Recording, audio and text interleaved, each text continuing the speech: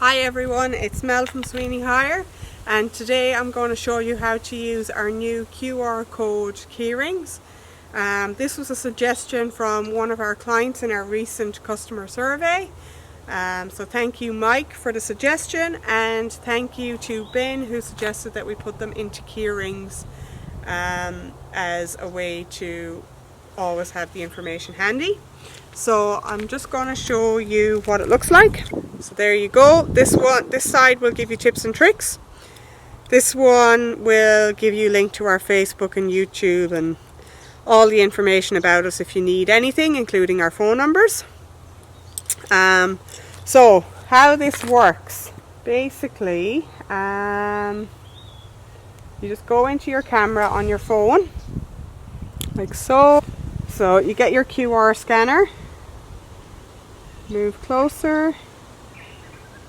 I probably have the worst lighting here at the moment. Yep.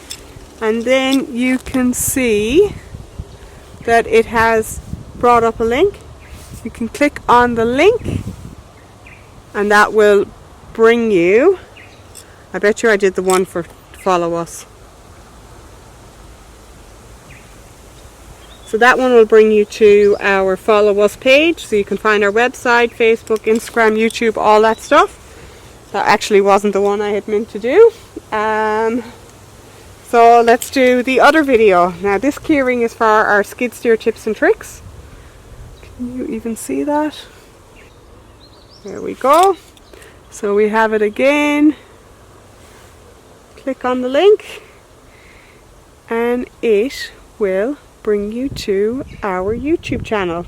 Now this one's just for the skid steer. We have recorded more videos, it's just a case of editing them.